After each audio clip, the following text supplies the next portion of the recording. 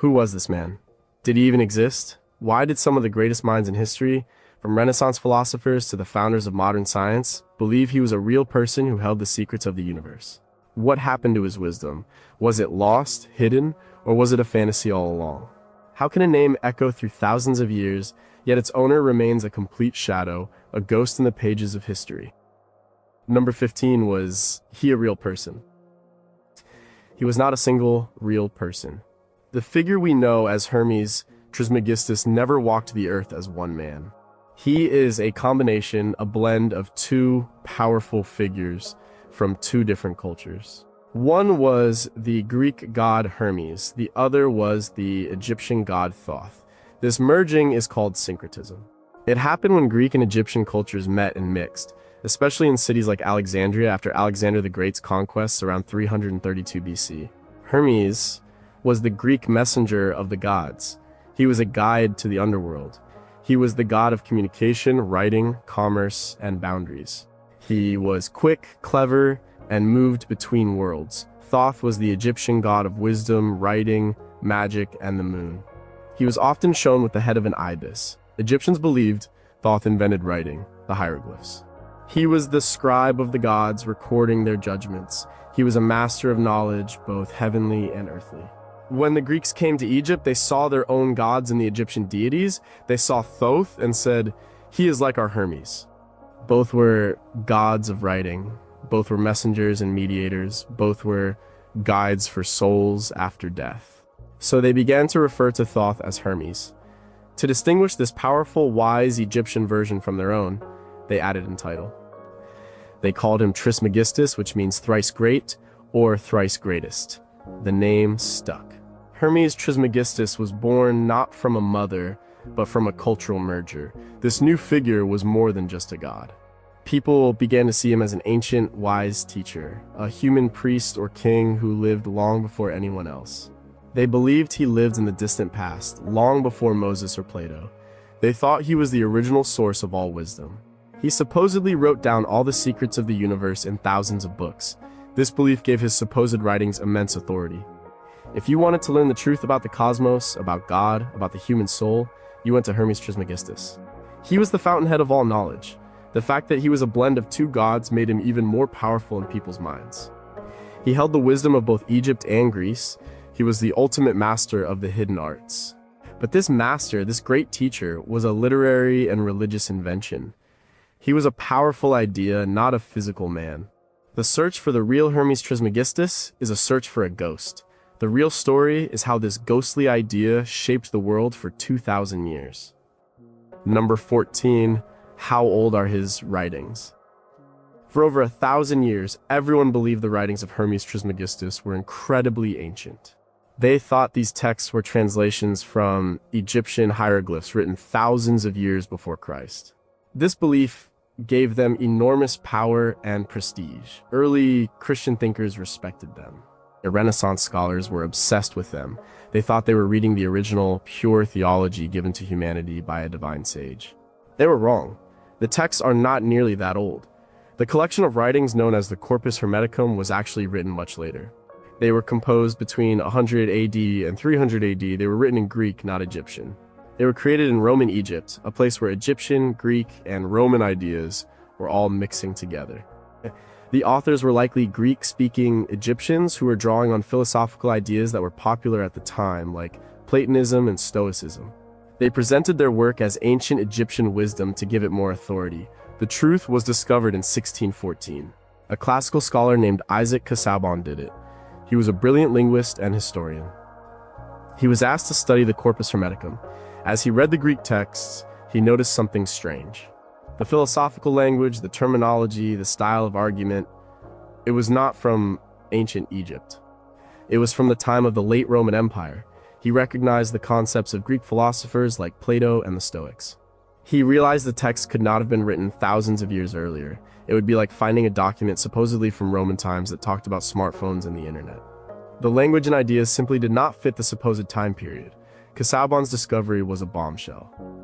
It shattered the myth of Hermes Trismegistus as an ancient Egyptian sage. The writings were not the source of Plato's philosophy. Instead, they were influenced by Plato's philosophy. This redating changed everything. For some, it discredited the texts entirely. They saw them as a fraud. For others, it did not diminish their spiritual value. They argued that the truth of the ideas did not depend on who wrote them or when. But the historical fact remains. The Hermetic writings are a product of Roman Egypt, a fascinating blend of Greek philosophy and Egyptian religious ideas from the early centuries AD, not a relic from the dawn of civilization. They represent a spiritual movement of their time, not a message from a lost golden age. Number 13, what is the Emerald Tablet? The Emerald Tablet is probably the most famous piece of writing connected to Hermes Trismegistus. It is also one of the most mysterious. It is a very short text. It is just a few hundred words long. But these few words have fascinated people for centuries. Alchemists, occultists, and philosophers have dedicated their lives to understanding its meaning. The tablet itself is probably legendary. There is no physical green stone tablet that has ever been found. The text we have comes from medieval Arabic and Latin sources. The earliest known version is from an Arabic book from the 8th century. It claims to be a translation of the original text. The story goes that the tablet was found in a hidden tomb, clutched in the hands of the corpse of Hermes Trismegistus himself. This story, of course, adds to the mystery and power of the words. The most famous line from the Emerald Tablet is, "That which is below is like that which is above, and that which is above is like that which is below." This is often shortened to "as above, so below." This single phrase is the core of the Hermetic worldview. It suggests a deep connection between the different levels of reality. The universe, the macrocosm, and the individual human being, the microcosm, are reflections of each other. The laws that govern the stars and planets are the same laws that govern the human body, mind, and spirit. Understanding one can help you understand the other. This was not just an abstract idea. It was a practical guide. For alchemists, it meant that the processes they saw in nature could be replicated in the laboratory to transform metals. For astrologers, it meant that the movements of the planets in the heavens directly influenced life on Earth. For a mystic, it meant that by understanding your own inner self, you could understand God and the universe. The Emerald Tablet presented a unified vision of the cosmos. Everything is connected. Everything is part of one great whole, which it calls the One Thing. The purpose of the alchemical work, or the Great Work, was to understand and work with this unity. It was about separating the fine from the gross, the spiritual from the material, to achieve a state of perfection. The tablet is not a set of chemical recipes. It is a piece of spiritual poetry. It is a coded message about transformation, both of matter and of the soul. Its power lies in its ambiguity and its profound simplicity. It doesn't give you answers, it gives you a framework for finding them yourself. Number 12, did he invent alchemy? Hermes Trismegistus is often called the father of alchemy. The connection is so strong that alchemy was often called the Hermetic art. This is because the core principles of alchemy are based on the philosophy attributed to him. The goal of alchemy was not just about turning lead into gold. That was a physical metaphor for a much deeper spiritual process. The real goal was transformation. It was about purification and perfection. The alchemists believed that all matter was composed of a single primordial substance. They believed everything in the universe was slowly evolving toward a state of perfection, which they saw embodied in gold. Well, gold was considered the most perfect metal because it did not rust or tarnish. It was incorruptible. The alchemist's job was to speed up this natural process of evolution in their laboratory. They were helping nature achieve its goal. This entire worldview comes from the Emerald Tablet's idea of as above, so below. The alchemist believed that by working on metals in his lab, the below, he was also working on his own soul, the above. Purifying lead into gold was a mirror for purifying the base, ignorant soul into an enlightened, perfect one. Each stage of the alchemical process had a corresponding psychological or spiritual meaning. The first stage, called the nigredo or blackening, involved breaking down the initial material. Spiritually, this meant confronting your own darkness, your shadow, your ego. The next stage, the albedo or whitening, involved purification. This was like washing away the impurities to find the clean essence underneath. Finally, the rubedo or reddening represented the final union of opposites, the creation of the philosopher's stone, and the achievement of enlightenment. The philosopher's stone was the ultimate goal. It was a substance that could supposedly turn base metals into gold. But it was also seen as an elixir of life that could grant immortality. On a spiritual level, finding the philosopher's stone meant achieving a state of wholeness and integration. It was the union of body and spirit, conscious and unconscious, masculine and feminine. This is deeply Hermetic. The philosophy provided the theory, the why, alchemy provided the practice, the how. So while the historical Hermes never mixed chemicals in a lab, the ideas attributed to him created the entire philosophical foundation upon which alchemy was built for more than 1,500 years. The art was named in his honor because without his philosophy, it would have been just chemistry. With it, it became a path to spiritual salvation. Number 11, was he a god or a man? The identity of Hermes Trismegistus was always ambiguous. This was part of his appeal. Different people at different times saw him in different ways. Was he a god? Was he a man? Was he something in between? There was no single, clear answer. In the beginning, he was clearly a combination of two gods, Hermes and Thoth. He was a divine being who possessed all knowledge. But as the stories about him grew, his image started to change. He became historicized. This means people started to think of him as a real historical person who lived in the distant past. The Hermetic texts themselves present him this way. In the dialogues of the Corpus Hermeticum, Hermes is a divine teacher instructing a human student, like Asclepius or his son Tat. He speaks with the authority of a god, revealing divine secrets. But he is presented as a teacher, a guide. Some early Christian writers, like Lactantius in the 4th century, saw him as a man. They believed he was an ancient pagan prophet. They thought he was a wise king or priest who lived long before the time of Christ. They believed that God had given him a partial revelation of the truth. They saw in his writings prophecies of a single God and a coming Son of God. They used his works to argue that even the wisest pagans knew the Christian truth was coming. They respected him as the most ancient of sages, older and wiser than the Greek philosophers. In the Islamic world, he was also seen as an ancient prophet.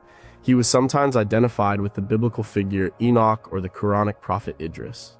In this view, he was a human messenger of God, one in a long line of prophets that included Moses, Jesus, and Muhammad. He was seen as the first teacher of sciences and arts to humanity. During the Renaissance, this human image was very popular. The Italian philosopher Marsilio Ficino believed Hermes was the first of a long line of ancient theologians, a Prisca Theologia. This line of wisdom was passed down from Hermes to Orpheus, then to Pythagoras, and finally to Plato. For Ficino, Hermes was the original human source of this divine philosophy, so he was all of these things at once. A god to some, a man to others, a prophet, a king, a priest, an ancient sage. This flexibility allowed him to be adopted and revered by many different cultures and religions. He could be whatever you needed him to be. He was a symbol of ultimate wisdom, and whether that wisdom came from a god or the wisest of men did not really matter. The source was divine, and he was the messenger.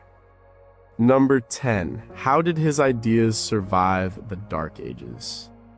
After the fall of the Roman Empire, much of the classical knowledge of the Greek and Roman world was lost in Western Europe. Libraries were destroyed. The ability to read Greek became rare. For several centuries, the writings of Plato, Aristotle, and Hermes Trismegistus largely vanished from the Latin-speaking West. But they did not disappear completely. They were preserved and studied in another part of the world, the Islamic world. Starting in the 8th and 9th centuries, a massive translation movement took place in cities like Baghdad.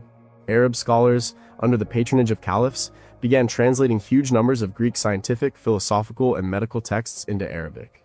The works of Hermes Trismegistus were among them. The Emerald Tablet, for example, survives today because of these Arabic translations. Arab thinkers were fascinated by Hermes. They called him Hermes al-Muthalath bil-Hikmah, which means Hermes, the thrice wise. They saw him as a great ancient prophet, sometimes identifying him with Enoch from the Bible. They believed he was a master of alchemy, astrology, and magic. The famous 8th century alchemist Jabir ibn Hayyan, known in Europe as Geber, was heavily influenced by Hermetic ideas. He and other Arab alchemists did not just preserve the texts, they built upon them. They developed practical laboratory techniques and created a vast body of alchemical literature. This preservation was crucial. For centuries, the center of science and philosophy was not in Paris or Rome, but in Baghdad, Cairo, and Cordoba. While Western Europe was in the so-called Dark Ages, these cities were vibrant centers of learning. It was through contact with the Islamic world, especially in Spain and Sicily, that this lost knowledge began to trickle back into Europe. Starting around the 12th century, European scholars began translating these Arabic texts into Latin. This is how the West rediscovered not just Aristotle, but also the Hermetic arts. The Emerald Tablet first appeared in Europe in a Latin translation from an Arabic source. Alchemical and astrological texts, all carrying the authority of Hermes Trismegistus, started to circulate. So, when the full Greek Corpus Hermeticum finally arrived in Italy in the 15th century, the ground was already prepared. The name Hermes Trismegistus was already known and respected in the West, not because of a continuous tradition from Rome, but because Arab scholars had kept his legacy alive. They acted as a bridge, carrying the torch of ancient wisdom across the centuries and returning it to a Europe that was ready to receive it once more. Number 9, why did the Renaissance go crazy for him? The Renaissance was a time of rediscovery. Scholars and artists were looking back to the classical world of Greece and Rome for inspiration. They wanted to read the original texts of the great thinkers. One of the most powerful men in this movement was Cosimo de' Medici, the ruler of Florence. He sent agents all over to find and buy ancient Greek manuscripts. In 1460, one of his agents came back from Macedonia with a collection of Greek texts. Among them was a nearly complete copy of the Corpus Hermeticum, the main collection of writings attributed to Hermes Trismegistus. This was a huge discovery. At the time, Cosimo had hired a brilliant young scholar named Marsilio Ficino to translate the complete works of Plato into Latin for the first time. This was a massive, life-defining project, but when the Hermetic texts arrived, Cosimo gave Ficino a new, urgent order. He told him to stop translating Plato. He was to translate the Corpus Hermeticum immediately. Cosimo was an old man, and he wanted to read the wisdom of Hermes before he died. This one event shows how incredibly important Hermes Trismegistus was to the Renaissance mind. He was considered more ancient and therefore more pure and authoritative than even Plato. They believed Hermes was the source from which Plato and all other philosophers got their ideas. To read Hermes was to drink from the very fountain of wisdom. Ficino completed the translation in 1463. It was a sensation. It spread rapidly across Europe thanks to the newly invented printing press. For the thinkers of the Renaissance, the Hermetic texts were a revelation. They offered a new vision of humanity. The writings described humans as divine beings, capable of understanding and even participating in the creation of the universe. One famous passage says that man is a great miracle. This was a powerful, optimistic message that fit perfectly with the spirit of the Renaissance. It celebrated human dignity and potential. The Hermetic philosophy also seemed to bridge the gap between religion and science. It was a spiritual philosophy that embraced the study of nature through astrology and alchemy. It offered a unified worldview where everything was connected by divine forces. This appealed to figures like Giordano Bruno and John Dee, who saw no conflict between their Christian faith and their magical or scientific investigations. For them, studying the cosmos was a way of studying God. The rediscovery of Hermes Trismegistus didn't just add another ancient author to the library. It injected a new and powerful stream of thought into European culture, influencing art, philosophy, and the emerging sciences for the next 200 years. Number 8 is hermetically sealed, a real thing. Yes, the common phrase hermetically sealed comes directly from Hermes Trismegistus. The term refers to something being airtight. We use it to describe a jar of food or a container that is sealed so perfectly that no air can get in or out. The origin of this phrase lies in the practical work of the alchemists, who considered Hermes their patron. In their experiments, alchemists often needed to heat substances in a container for a long time without letting any vapors escape. This was crucial for many of their processes, especially distillation and sublimation. They needed to create a perfectly sealed vessel that could withstand heat and pressure. To do this, they developed a special kind of seal. It often involved using a glass tube or vessel, heating the neck until it was soft, and then twisting it shut, melting the glass together to form an unbreakable, airtight seal. This technique was considered a fundamental skill in the alchemical laboratory. Because alchemy was known as the Hermetic art, this special type of seal became known as the Seal of Hermes. Over time, anything sealed in this airtight way was described as being hermetically sealed. This is a fascinating example of how a mythical figure has had a lasting impact on our everyday language. The alchemists believed they were following the secret teachings of Hermes. They saw their work as sacred and mysterious.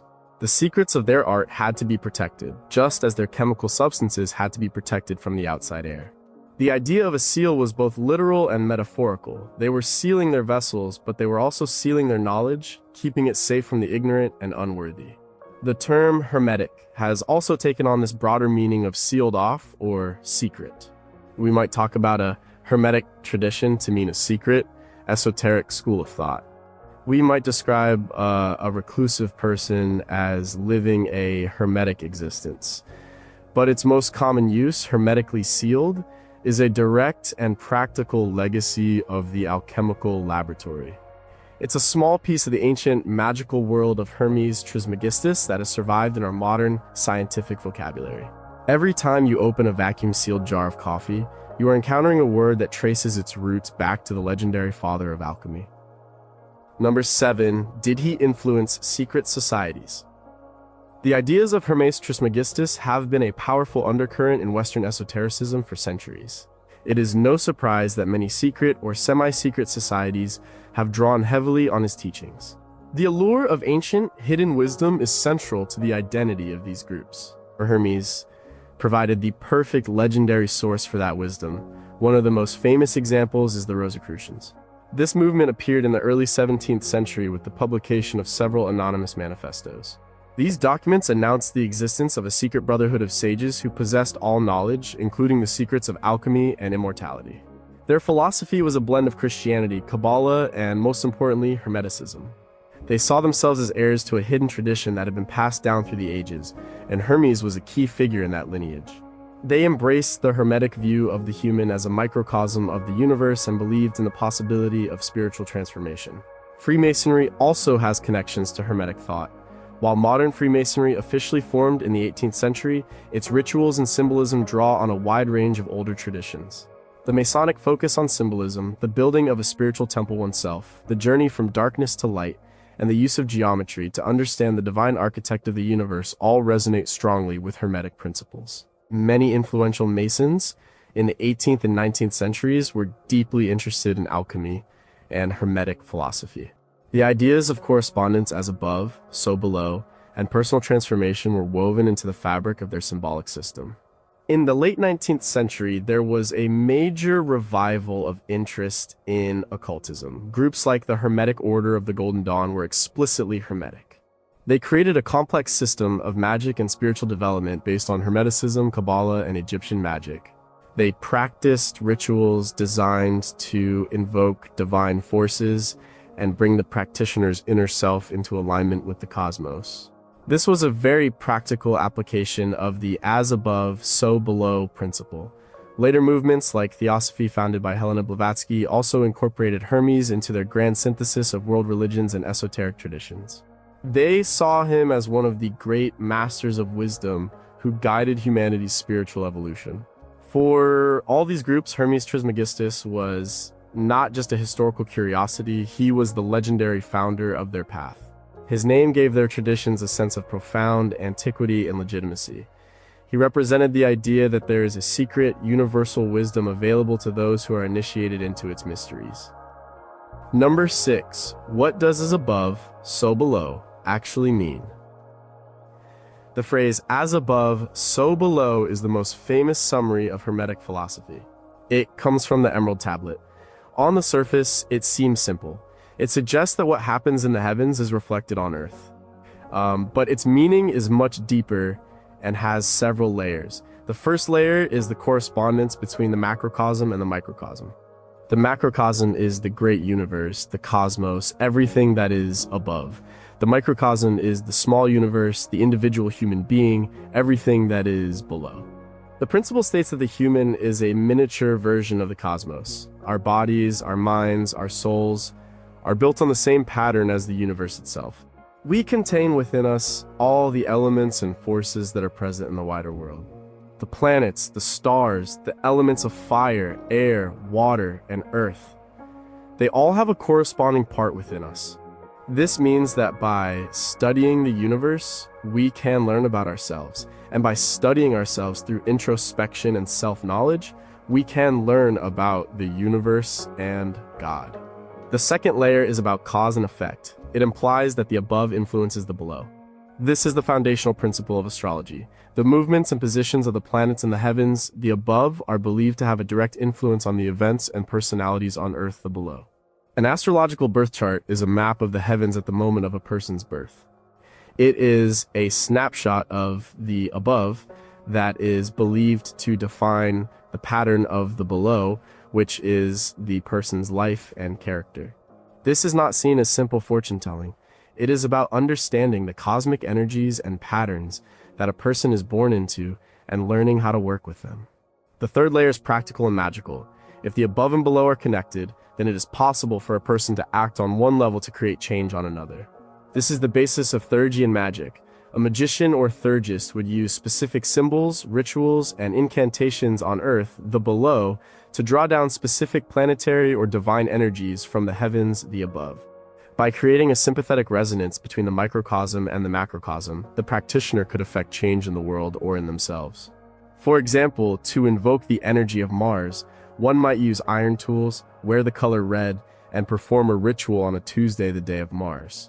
This is not about commanding gods, but about aligning oneself with cosmic forces. So, as above, so below is not just a poetic phrase. It is a complete worldview. It is a map of reality that connects the human, the natural world, and the divine into one interconnected living system. It is a call to see the divine pattern in everything, from the orbit of a planet to the thoughts in your own mind. Number 5. Was he the first astrologer? Hermes Trismegistus is often credited as the founder of astrology. Many ancient and medieval astrological texts were attributed to him. While he was not a single historical person who invented it, his name became synonymous with the deep philosophical form of astrology that developed in Hellenistic Egypt. Astrology as we know it today is largely a product of the same time and place, the centuries after Alexander the Great's conquest, when Greek, Egyptian, and Babylonian ideas all came together. The Babylonians were meticulous observers of the sky. They kept detailed records of celestial events and developed a system of omens. They saw celestial events as messages from the gods about the fate of the king and the kingdom. The Egyptians also had their own form of astronomy and astrology, connected to their calendar and religious beliefs. The Greeks brought their love of philosophy, geometry, and logic. When these three traditions met in a place like Alexandria, they created something new: horoscopic astrology. This was a system that used the precise mathematical position of the planets at the moment of a person's birth to create a birth chart or horoscope. This chart was then used to analyze a person's character and destiny. This was a major shift. Astrology was no longer just about the fate of kings, it was about the life of the individual. This new, more personal and philosophical astrology became deeply connected with the teachings of Hermes Trismegistus.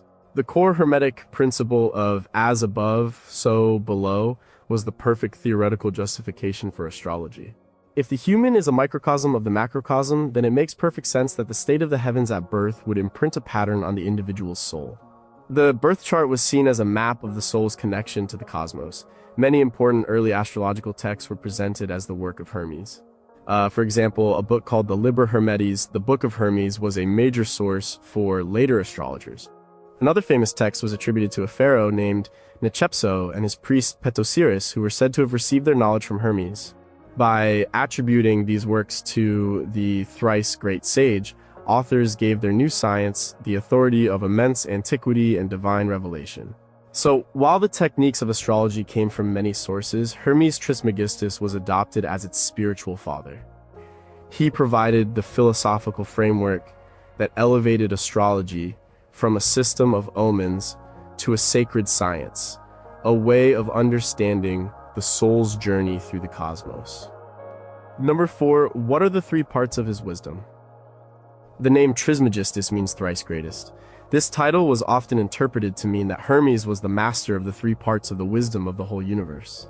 These 3 branches of knowledge were alchemy, astrology, and theurgy. Together, they formed a complete system for understanding and interacting with reality. Alchemy was the wisdom of the earth, the below. It was the science of the transformation of matter. On a practical level, it involved working with metals and chemicals in a laboratory. The alchemists sought to understand the hidden properties of substances and to purify them, raising them to a more perfect state. But as we've seen, this was always a mirror for a spiritual process. The transformation of lead into gold was a symbol for the transformation of the ignorant soul into an enlightened one. Alchemy was the art of mastering the material world and, through that mastery, perfecting the self. Astrology was the wisdom of the heavens, the above. It was the science of the movements and influences of the stars and planets. By studying the celestial bodies, the astrologer could understand the patterns of fate and destiny. It provided a map of the cosmic forces that shape life on Earth. It was a way of reading the divine writing in the sky. Astrology connected the individual's life to the grand cycles of the universe. It taught that everything happens for a reason, as part of a larger cosmic order. Understanding your astrological chart was a way of understanding your place in that order. Theurgy was the 3rd and highest part of the wisdom. The word means divine working. It was the science of magic, but not in the modern sense of tricks or illusions. Theurgy was about communicating and interacting with the divine world, with gods, angels, and spirits. If alchemy masters the material world and astrology understands the cosmic plan, theurgy was about directly engaging with the spiritual forces that create and sustain both. This was done through complex rituals, prayers, and the use of sacred names and symbols. The goal of the theurgy was to purify the soul to such a degree that it could ascend through the celestial spheres and experience a direct union with God. It was the practical path to salvation and enlightenment described in the Hermetic texts. Together, these 3 arts formed a complete philosophical and practical system. They covered the 3 main realms of existence: the material world below, the celestial world above, and the divine world beyond. A true Hermetic sage was supposed to be a master of all 3. This is why Hermes was called Trismegistus. He was the greatest philosopher, the greatest priest, and the greatest king, who held the keys to all 3 realms of wisdom. Number 3. Did he influence major religions? The relationship between Hermeticism and major religions like Christianity and Islam is complex and fascinating. It was not a simple case of one influencing the other. It was more of a conversation, with ideas flowing in both directions. In the early centuries of Christianity, some influential church fathers had a surprisingly positive view of Hermes Trismegistus.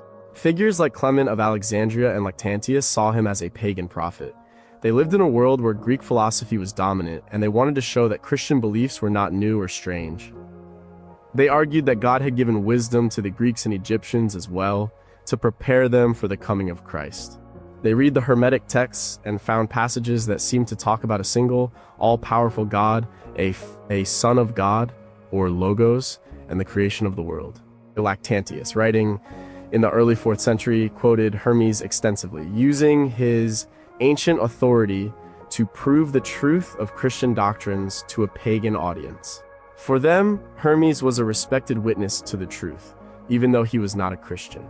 There are also strong parallels between Hermeticism and a diverse set of early Christian movements known as Gnosticism. The Gnostics believed that the material world was a prison created by a lesser, ignorant God. Salvation came from gnosis, or secret knowledge, which allowed the soul to escape the material world and return to the true, transcendent God. Many Hermetic texts share a similar worldview. They describe the soul's descent into a physical body and its journey back to the divine. Both traditions emphasize that knowledge, not just faith, is the key to salvation. It is likely that both Hermeticism and Gnosticism grew out of the same spiritual and philosophical environment of Roman Egypt. In the Islamic world, Hermes was often revered as a prophet. He was identified with Idris, who is mentioned in the Quran as a man of truth and a prophet who was raised to a high station. This identification gave Hermetic ideas a legitimate place within Islamic thought. Islamic mystics, the Sufis, were particularly drawn to Hermetic concepts. The idea of the unity of being Wadat al-Wujud, the human as a microcosm, and the path of spiritual ascent to God all have strong echoes in Hermetic philosophy. Sufism, like Hermeticism, is a path of inner transformation aimed at direct experience of the divine. So Hermes Trismegistus was not the founder of these religions, but his ideas were part of the intellectual and spiritual air they breathed. His teachings offered a philosophical language that could be used to explore common questions about God, the soul, and the cosmos, creating fascinating points of connection and dialogue between different faiths. Number 2, why did the church turn against him? While some early Christian thinkers embraced Hermes as a pagan prophet, the official attitude of the church eventually changed. What was once seen as ancient wisdom came to be viewed as dangerous heresy and demonic magic. This shift happened over a long period, and for several reasons. One of the main problems was the Hermetic path to salvation. The Hermetic texts teach that salvation comes through knowledge gnosis. By understanding the true nature of God, the cosmos, and yourself, you can free your soul and return to the divine. This put the emphasis on the individual's intellectual and spiritual journey. In contrast, Orthodox Christianity taught that salvation comes through faith in Jesus Christ and the grace of God, administered through the church and its sacraments. A path to salvation that did not require the church was a direct challenge to its authority. Another major issue was the practice of theurgy, or divine magic. The Hermetic tradition included rituals for communicating with spiritual beings and drawing down celestial powers. From the perspective of the medieval church, this looked like summoning demons. The distinction between a theurgist invoking an angelic intelligence and a sorcerer making a pact with a demon was lost. All such practices were condemned as black magic. The world was divided into the natural and the supernatural. Anything that crossed that line and was not an approved miracle of God was, by definition, the work of the devil. The condemnation became more severe during the late Middle Ages and the Renaissance, especially with the rise of the Inquisition. Thinkers who were deeply influenced by Hermeticism, like Giordano Bruno, were seen as a threat. Bruno believed in a Hermetic magical vision of the universe. He taught that the universe was infinite, that stars were other suns with their own planets, and that the human soul could unite with the divine through magical practice. For these and other heretical ideas, he was burned at the stake in 1600. His fate was a clear warning to anyone who strayed too far from official doctrine. Isaac Casaubon's discovery in 1614 that the Hermetic texts were not ancient, but were written in the Christian era, was the final nail in the coffin for their authority within the mainstream.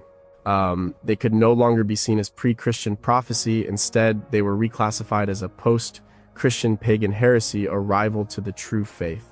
The Hermetic tradition did not die, but it was forced underground. It became the foundation for the Western esoteric and occult traditions, a secret stream of knowledge flowing beneath the surface of official European culture. The figure who was once respected as a prophet was now cast as a master of forbidden arts. Number 1 is he still relevant today? A mythical figure created from the merger of two ancient gods whose writings were misdated for centuries might seem like a historical curiosity with little relevance today. But the ideas of Hermes Trismegistus are surprisingly alive. They continue to influence modern thought in ways that are often not recognized. One of the most significant areas is psychology. The great 20th century psychologist Carl Jung was deeply interested in alchemy and Hermeticism. He saw the alchemical process of turning lead into gold, not as a chemical experiment, but as a brilliant metaphor for the process of psychological transformation, which he called individuation. Individuation is the journey of becoming a whole, integrated self. It involves confronting the shadow of the dark, repressed parts of the psyche, integrating the masculine and feminine aspects of the personality, the animus and anima, and ultimately finding the self, the divine center within. Jung saw that the alchemists had mapped out this entire psychological process in their symbolic language centuries ago. His work brought the core Hermetic idea of spiritual transformation into the modern language of psychology. The principle of as above, so below also continues to resonate. In the New Age and modern spiritual movements, this idea is central. It is expressed in the belief that you create your own reality and that our thoughts and consciousness can directly affect the world around us. The idea that the universe is a single, interconnected, living being, a concept central to Hermeticism, is echoed in modern ecological and holistic worldviews. Some interpretations of quantum physics, which suggest that the observer affects the observed, are also sometimes compared to this ancient Hermetic principle of interconnectedness. The appeal of a Prisca theologia, or an ancient universal wisdom that underlies all religions, is also very much alive. Many people today are on a spiritual but not religious path. They are looking for universal truths that transcend the dogmas of any single faith. The figure of Hermes Trismegistus, who was embraced by pagans, Christians, and Muslims, remains a powerful symbol of this universalist spiritual quest. He represents the search for a direct personal experience of the divine, unmediated by institutions. So, even though the man himself never lived, the idea of Hermes Trismegistus endures. He is an archetype of the wise guide, the master of hidden knowledge. The questions his tradition asks are timeless. What is the nature of reality? What is the relationship between mind and matter? How can a human being achieve their fullest potential? As long as people continue to ask these questions, the voice of the thrice greatest master, whether real or imagined, will continue to be heard.